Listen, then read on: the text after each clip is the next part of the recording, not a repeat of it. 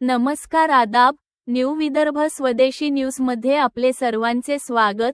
बुलढाणा जिल्हा प्रतिनिधी सय्यद इरफान यांची रिपोर्ट।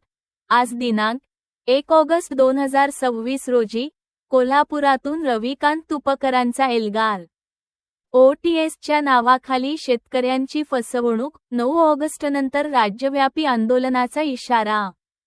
क्रांतिकारी शेतकरी संघटनेचे अध्यक्ष रविकांत तुपकर यांनी कोल्हापूर येथे पत्रकार परिषद घेत राज्य सरकारच्या अहिल्यादेवी होळकर कर्जमाफी योजनेवर जोरदार टीका केली। ही खरी कर्जमाफी नसून OTS योजना असल्याचा आरोप करत, यामुळे लाखो शेतकऱ्यांचा सिबिल स्कोर खराब होण्याची शक्यता असल्याचे त्यांनी सांगितले। कोल्हापूरमध्ये आलेला आहात, कशा पद्धतीने संघटनेचं काम चालू आहे? नाही, असं आहे की सध्या गेल्या 8 दिवसापासून मी महाराष्ट्राच्या दौऱ्यावर आहे। विदर्भातल्या काही जिल्ह्यांचा दौरा केला आणि आता पश्चिम महाराष्ट्रात आलेलो आहे। कालपासून मी कोल्हापूर जिल्ह्याच्या दौऱ्यावर आहे। राज्य सरकारनं जी अहिल्यादेवी होळकर कर्जमुक्ती योजना आणली आहे, या योजनेमुळे शेतकऱ्यांची मोठी फसगत पण होणार आहे। असं आहे की सरकारने म्हटलंय की आम्ही 35% रक्कम सरकार भरणार 2021च्या पूर्वी थकीत असलेल्या शेतकऱ्यांची, उर्वरित रक्कम बँकेने राईट ऑफ करायची आहे, बँकेने माफ करायची आहे। आता बँकेने जर शेतकऱ्यांची रक्कम राईट ऑफ केली किंवा ती रक्कम सोडून दिली तर 56 लाख शेतकऱ्यांचं सिबिल खराब होणार आहे महाराष्ट्रातल्या।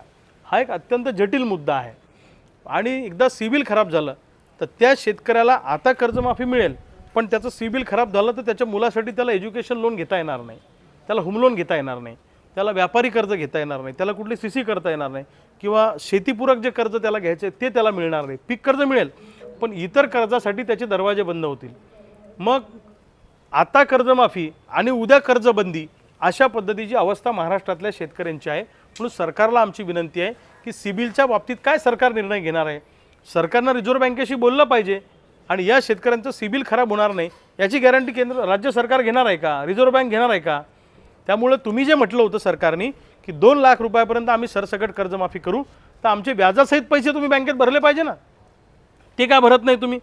आज तुम्ही आम्हाला सांगताय की आम्ही मुद्दल भरू, व्याज बँका माफ करणार आहेत किंवा बँका देणार आहेत, पण उद्या त्या कर्जामध्ये समझोता असं दिसेल ना, समझोता दिसेल, मग समझोता दिसल्यावर त्याला इतर कर्ज मिळणार नाही। त्यामुळे सरकारला आमची विनंती आहे की सिबिलच्या संदर्भाने राज्य सरकारने आपली भूमिका स्पष्ट करावी। सिबिलचा मुद्दा सरकार का लपवतंय हा सरकारला आमचा सवाल आहे।